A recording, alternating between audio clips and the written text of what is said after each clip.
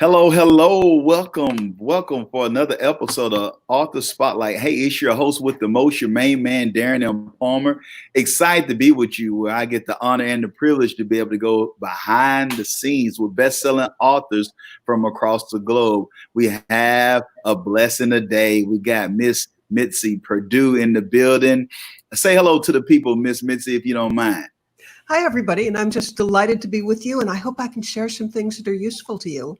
Awesome. I know she will. Now, I want just to share a little bit about Miss Perdue. She's an author, speaker, and businesswoman. She is the past president of the 40,000 member American Agro Women organization. She's also a former syndicated columnist for Scripps Howard, and her column, The Environment and You, was the most widely syndicated environmental column in the country. Her television series, Country Magazine, was syndicated to 76 stations. She's the founder of CERES Farms, the second generation family owned vineyards in California. If you ever tasted any of the following wines, you may have sampled her grapes: Kendall Jackson, and the list goes on. I don't want to mess up the names with my southern drawl like Tim McGraw, but at the same time, I know our audience out there might have tasted some of these wines, and I'm going to allow Miss Mitzi to go more in detail with that. But also, at the time of getting the bio, she has also written, yes, for those in Dallas, especially those who are in Texas, you know the number, 22 for Emmett Smith, but 22 books for Miss Mitzi as well. So, Miss Mitzi, you have a wonderful, wonderful bio. You've done so much, and we really appreciate having you on the show. Well, it's a joy to be here, and again, I'm eager to share anything that would be useful.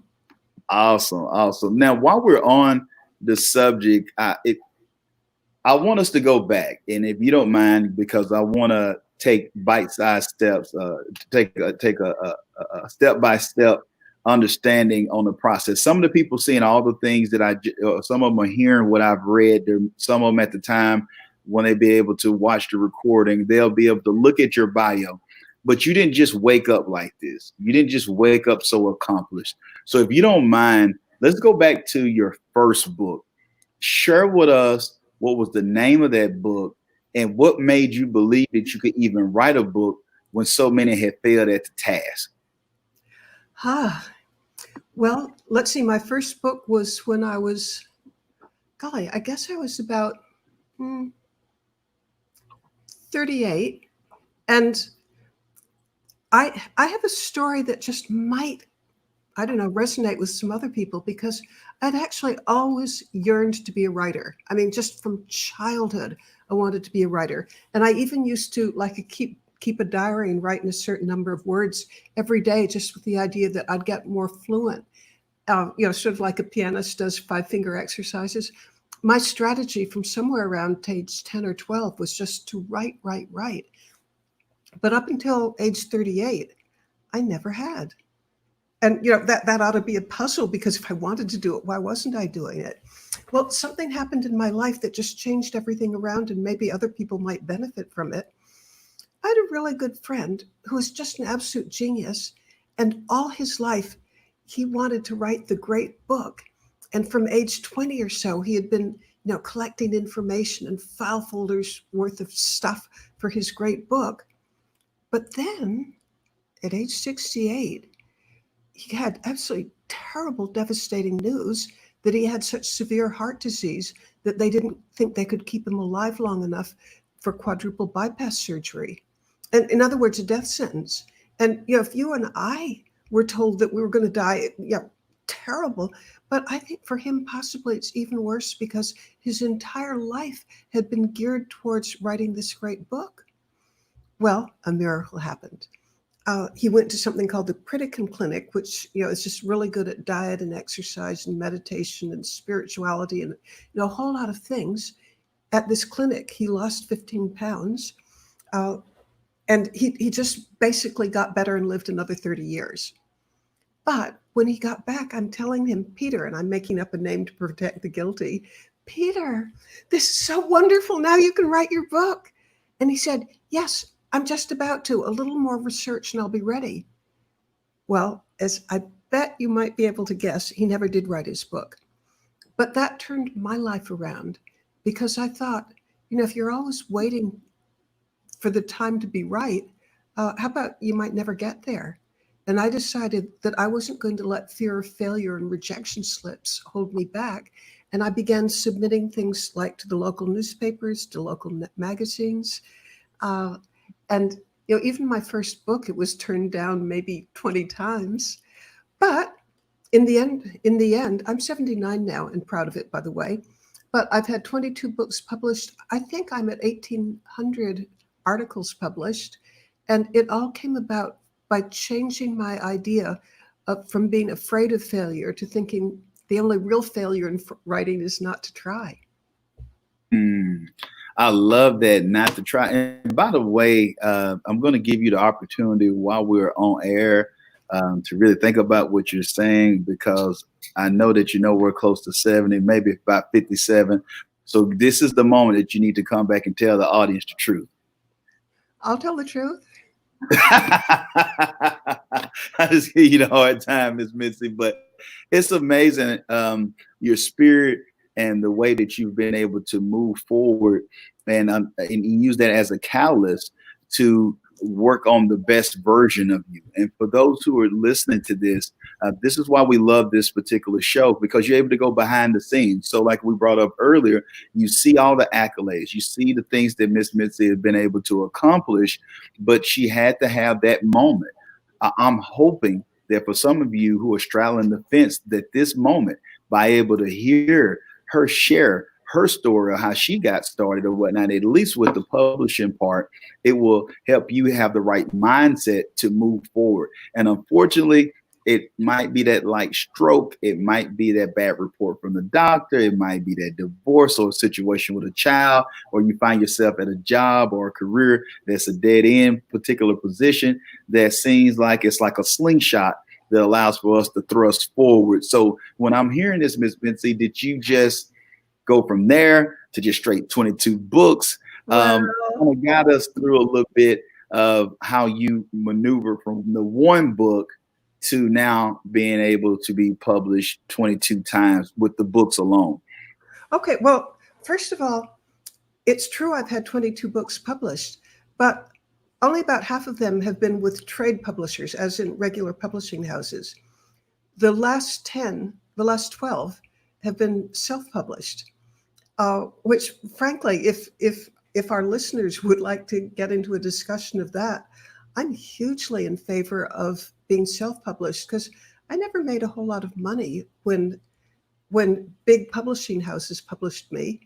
I often wondered if they had really creative accounting or something, but the money just didn't flow in. On the other hand, if you self-publish a book, and maybe it sells for $20 and it costs you $4 to print it, and maybe you do a lot of speaking, which I recommend to anybody. I mean, back of the room sales are just gold. Then you sell it for $20 and you're making $16, and you sell 100 of them, and real nice. So as far as making money, and then another reason I'm in favor of self-publishing, particularly Amazon print on demand, but any kind of self-publishing, I believe that you make an awful lot more money. And then, I'll tell you how I got into print on demand. And I had a contract. I think it was with Putnam, and it was going to be a wonderful thing. It was going to be a biography of my late husband. And, I'm just so excited. But when I'm just about to sign the contract, the head of the company, and I can't swear it was Putnam. This is almost 15 years ago, so I'm a little foggy on that particular detail. But the president of the publishing company told me that he was leaving. And although I could keep on with the publishing company that was going to publish this thing, he said, if you come with me, instead of waiting a year to see it in print, we can have it in print in maybe 2 months. And he said, because if you're part of a big publishing company, they could publish it that fast too if they wanted. But in general, they won't, because they have their schedule of publicity, and there are people ahead of you in the queue. well, if you're self-published, you can just do it right off. And oh, the benefits to me when I first discovered that I can make vastly more money, and that I can get the instant gratification of having it available soon. To me, I've never gone back. That's amazing. And that woke me up, Miss Mitzi, and I want to share that with the audience, that I had did the same thing with having a self-published book. And I was looking at it, especially because I was already doing speaking. And a friend of mine, a mentor, shared with me. He said, Darren, it's great that you're speaking, but if you're going to be looked at as an expert or separate yourself from others in the marketplace, you need to do a book. So I was like, oh man, okay. Well, I did the book one night because I liked where he was in life or whatnot, and he hadn't led me astray before. So I went and did the book, and it was that magical moment that happened for me, Miss Mitzi, where I did the book. It was, I think I got around $2,500 to speak. It's the first time that I had got more than a piece of chicken and a biscuit or whatnot to speak. And so, man, I was on top of the world. I thought it was, I'm doing my thing. And then I went to the back of the room. It was over 600 people there. And so at the end of it, not all 600 purchased, but 300 did. And so now that went from, wow, I was able to get more in book sales at the back of the room at the end of the engagement than I had even made on stage for the keynote.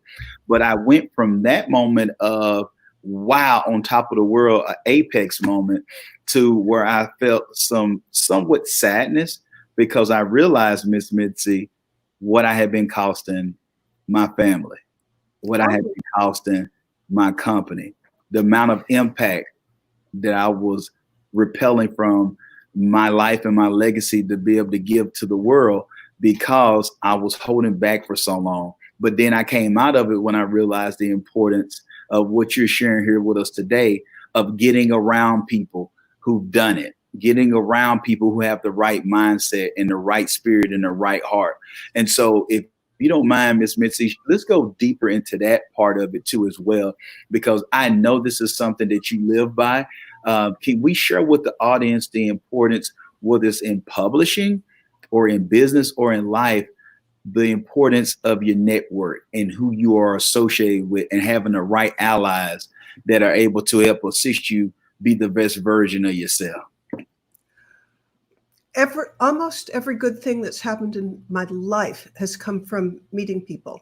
I mean, they open doors, they give me new insights. And, if I were advising somebody right now who's maybe thinking of writing a book, or maybe they're in the middle of writing a book, I'd say, here's something that Mitzi Perdue recommends that you do right now, even if you haven't started writing the book, or even if you're in the middle of it. Start developing your electronic Rolodex. That is, every person you meet, get their card, put it in your database, because to me that's one of the secrets of success. I will tell you. Let's see. Maybe I should be discreet, and not tell who I'm talking about, because he hasn't given me permission to say this. But I can tell you an author that I just admire to the outer limit. My database has probably between LinkedIn and then just mailing lists, probably 20,000. I was feeling pretty good about it. He has 100 million. 100 million. Ooh, wow. So, and I guess my message from there is think big. But if you want to sell a book, it really helps to have as many people as possible know about it. And so, yes, write the book. It's going to change your life. It's going to convert you into an authority. It's going to give you just infinitely more self-confidence. I cannot recommend it strongly enough. However, as you're doing that, think that, the work of writing the book, and I hope you get some help, because it's awful hard to produce a book on your own. But as you're working on your book, work on your network. And by the way, I don't expect any other human being to have 100 million. I mean, other than a head of state. It's hard to imagine, but this guy does. Wow, 100 million. You're talking about think big.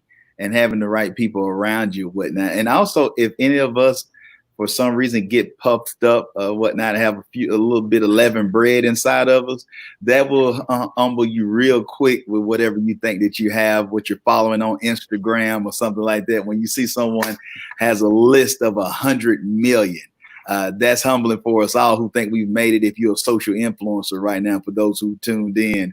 And you know what, Miss Mitzi, this, if you don't mind, share with us of you in business as well, because we know of you as an author. And just like some of the wines, I know some people start, shaking, looking around for a glass when I start saying some of the names. But could you share with us your experience in business, and how have you,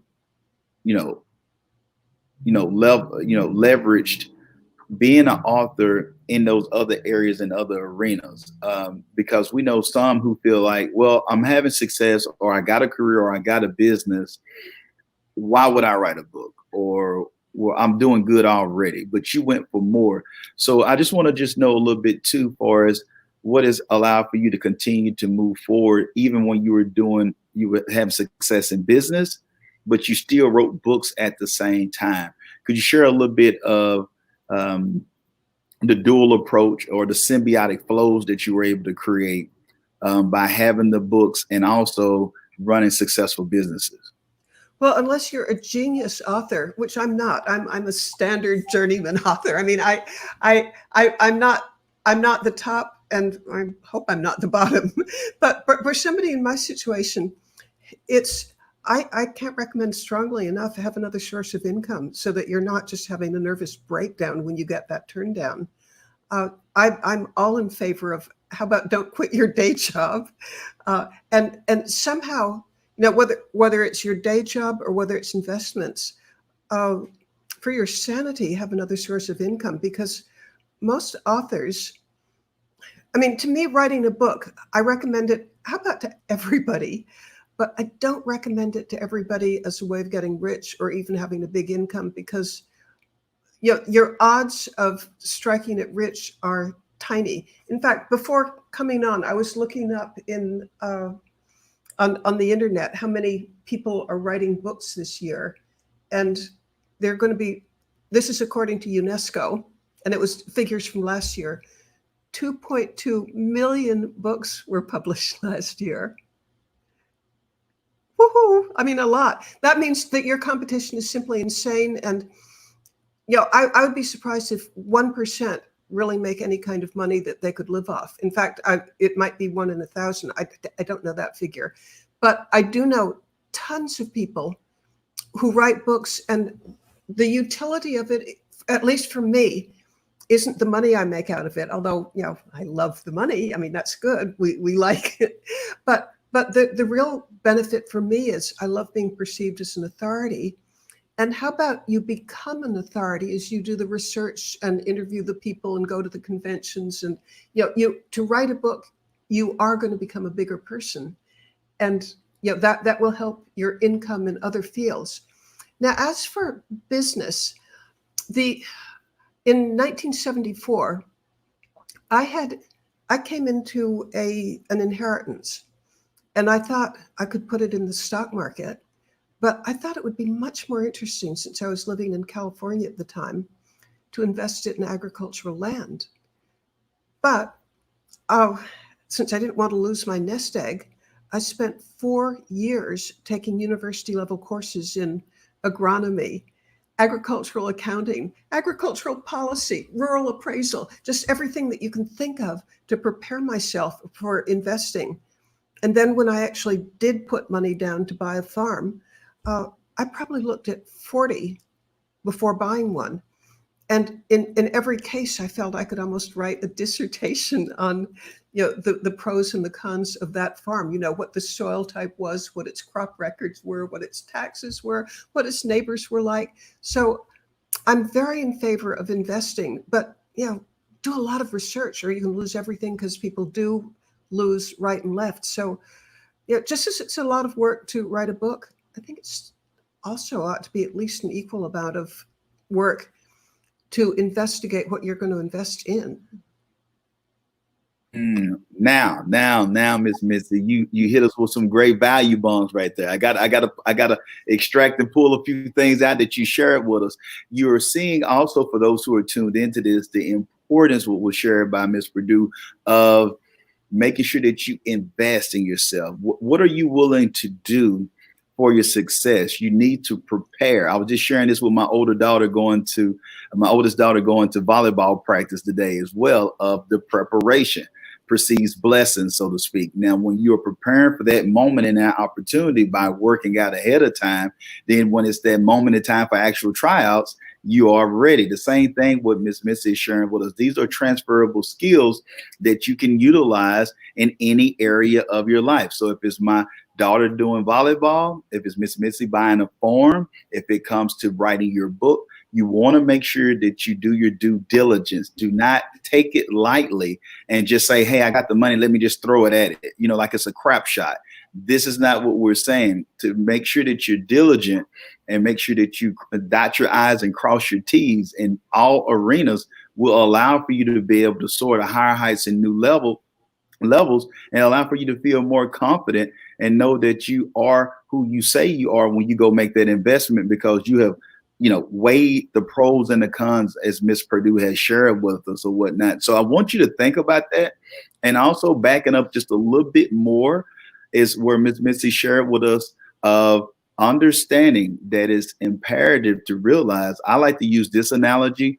If anybody comes to our publishing company, I tell them the only people who are making money off books or made money off the books for the most part is unless you wrote chicken soup for the soul, or you wrote the Bible. I use that as an example, whatnot. But the key to it is, if you're coming here to write a book with us and your mindset is that you're going to live off the royalties in Cabo with a Modelo and a margarita in your hand and just wait on royalty checks to take care of you, then we don't even want to do business with you. We care for you. We'll point you in another direction to somebody who can assist you. But we believe in you using that as what Miss Perdue shared with us, to be an authority figure, to open up doors, to create symbiotic flows. So if you're speaking, that's the channel. If you're doing some consulting, that's a channel.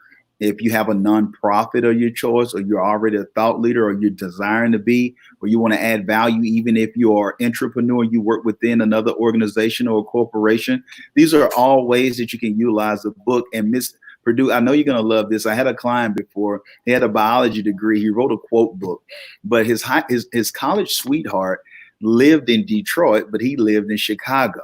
So what he did was he utilized the book when he had an opportunity in Detroit. So he utilized the book and when he went in for an interview and gave it to the HR department, and head of the HR department, and said, thanks for taking time out to interview me today. I want to give you a copy of my new publication or whatnot, which was his quote book.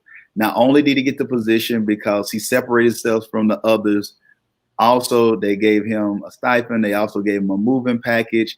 And I'm happy to say a couple years after that, him and his college sweetheart are married. And so here's a guy with a biology degree. The book had nothing to do with biology at all, but it was just another way for those who might say it makes sense for Miss Perdue. Darren, it makes sense for you. You own a publishing company. But what about me? I'm a Joe or I'm a Jane out there or whatnot. Does it make sense for me to utilize and have a book? Because I might not be a keynote speaker or do TED Talks or anything like that. And, Miss Perdue, do you feel like that it's important, regardless if someone is a business owner? Because I know somebody out there who's thinking with that type of mindset, they might have limited beliefs. Could you share with them the importance of, even though it's so many million books being produced or published, of the importance why it's still important for them to share their story with the world if they feel like they're called to share it? Well, I'll tell you something about my family then in books. There's a saying that I heard recently: when a grandfather dies, if he hasn't written a book, it's like a library burning down, because that grandfather knew so much, and when he's gone, it's gone. Well, in my family, we've been in a family business since 1840. And if you can't do math in your head, everybody who's listening, that's 180 years. Oh, and what's kept us together as a family? Well, this may be a unique rule, but I'm really proud of it. by the time you're 60, if you're a Henderson or a Henderson descendant, you're supposed to write your autobiography. And we do. We have shelves and shelves and shelves of books. I mean, I wrote my autobiography at age 60, and it can be 16 pages or it can be 1,000 pages. But the idea is, and the point that I'm working up to is, even if you don't expect your book to be on the bestseller list of the New York Times, how about it's going to be a gift to your family just beyond price? In fact, before coming on, I looked up another little statistic that I'm just eager to share with you and with our listeners or our audience. And that is, there's an investment advisory company, and I'm not sure of its entire name, but the first part of the name is Allianz. And I think it's longer than that, but they commissioned a study in which they asked people, they advise their wealth advisors, and they did this survey of thousands and thousands of people, asking, which is more important to you, to as people who are going to inherit? Would you rather have funds, as in money, or would you rather know what your origin story is, what your identity is, where your parents came and what they struggled with? And I found the answer astonishing, and yet I agree with it. And let me pause for a second and invite you to guess, but so as not to embarrass you or anybody in our audience, I won't ask you to answer out loud, but just for a second, guess what proportion of people felt that their identity was more important than money? Pause, answer. 86%. 86% said that a book or some way of just knowing who they were and where they came from and what their identity was more important than money. And so for the person who isn't going to be a public speaker, who isn't looking for another job, write your book anyway and have it published so that the people who come after you can learn from you. And again, to me, it's one of the most satisfying experiences in the world, looking back on your life and thinking what lessons you've learned and what you'd like to share. I do believe it's possibly the biggest thing that has kept the Henderson family together for 180 years. Mm. And you know what, Miss Perdue, I think that what you just shared there, I know we've heard it before, and I'm glad that you were able to share it from that lens or that perspective. When we think of legacy, some of us feel like that, of course, financial, we're not going to repel that. No, we like that. Just what you just shared with that part where I think that's the difference is, I know some of y'all saying, here, Darren, go again. It's the mindset.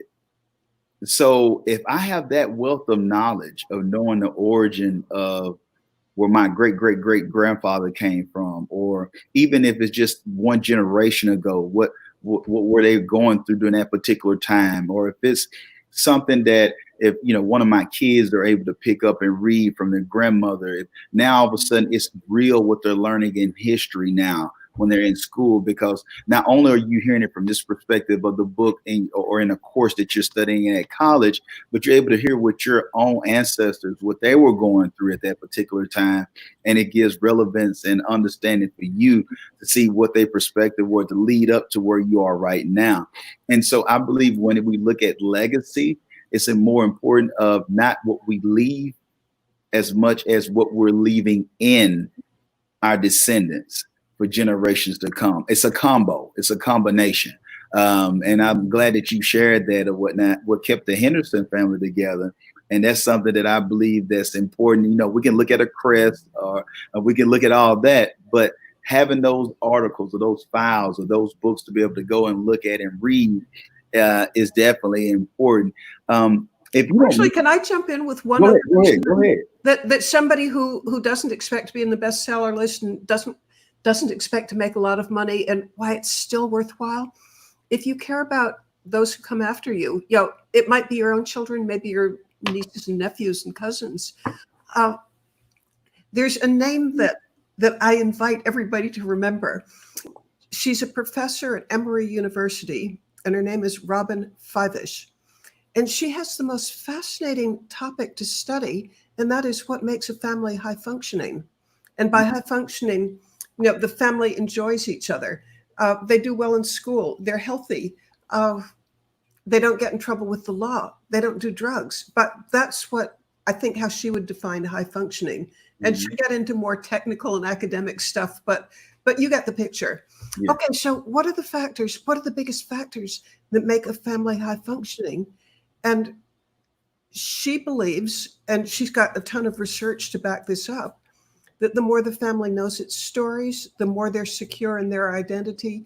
This is what we do and this is what we would never do. We are the stories we tell ourselves. And if we don't tell our stories, we're not going to be a high functioning family, which probably means that you're more susceptible to drugs, all the bad stuff. So write your story. Wow. Oh. In fact, to build on that, there's a guy named Joe Califano who I think 40 or 50 years ago was Secretary of Health and Human Services, a cabinet level position. When he retired, he looked around the world and decided that drugs and substance abuse preventing it was how he wanted to spend the rest of his life. Well, I believe that he's raised hundreds of millions of dollars to study what helps protect families from substance abuse. And, it comes back almost to the same thing. The more connected you are with your family, the more you absorb their values, the more time you spend with them. But basically, the more you know your stories and get your identity, because we are the stories we tell ourselves, the more protected you are against substance abuse. Man. And by the way, it's not, he would, I think he'd be the first to say there are no guarantees, but you can improve your odds. If you have the identity that enables you to resist, somebody said, I've got this thing that's really going to make you feel good, and wants to give you something that will make you feel good right now and terrible the rest of your life. That's amazing. That's like you said, and your perception is your reality, and it's the narrative that you're telling yourself. And it will lead to what you're feeling emotionally. For one, start with the thoughts that becomes emotional. Then you start taking actions that actually are fulfilling themselves, self-fulfilling prophecies and whatnot. And it's just amazing. And this is why we go behind the scenes with best-selling authors from across the globe. And we have been on with Miss Mitzi Perdue, who's definitely given us legacy, telling us about books, telling us about business, the power of relationships. Now, before people start throwing rotten green tomatoes at the screen on me, please, Miss Mitzi, share with them, how can people connect with you? Because I know I'm wanting more. So if they want to purchase books, or if you have other products or services available, whatever you got going on, we want to know more about it.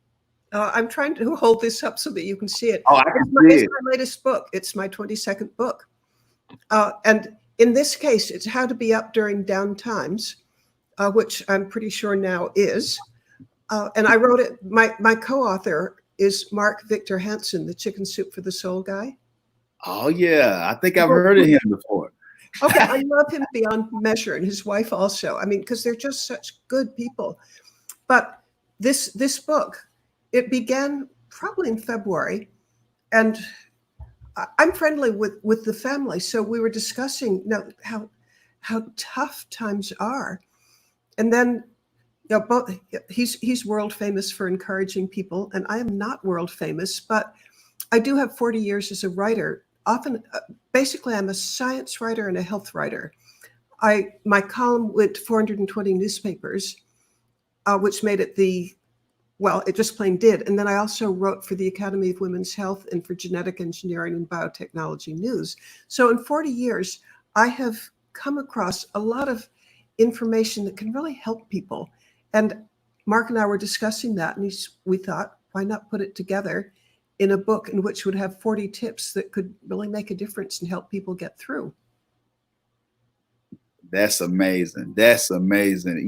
Extraordinary content is always. Please make sure, could you hold the book up one more time, Ms. Mitzi? We will have it in the show notes. You can purchase your copy, How to Be Up in down times. Make sure that you go get the book. We will make sure that we have links and information in the show notes. And Miss Mitzi, we just want to thank you for being the jewel, the treasure that you are. Oh, thank you. And you know, and I want to say this before we get out of here. Miss Mitzi came out on her own time. She wasn't compensated to be on this particular show. She took time out to pour into us. So I want to go back to what you said just, a little bit before of what is the narrative that you're telling yourself? Are you thinking to yourself, because you could read, some of you could read that, those who are having limited beliefs could have read that bio or read the show notes and thought to yourself, it's no way that she would care that much. It's no way that a person that's had this much success would take their time out. Who am I? And so this is what I want you to leave with from the show, is that you have to change the narrative. Listen to shows like this, read the books like what Miss Mitzi put out, also with Mark Victor Hansen or whatnot. Change the narrative that you're telling yourself, because you can forfeit opportunities. I love this one by T.D. Jakes, where he says, most people acquiesce to known hells, forfeiting unknown heavens. Wow. And I'm sorry about that. What'd you say, Miss Missy? But I didn't want to interrupt your thought.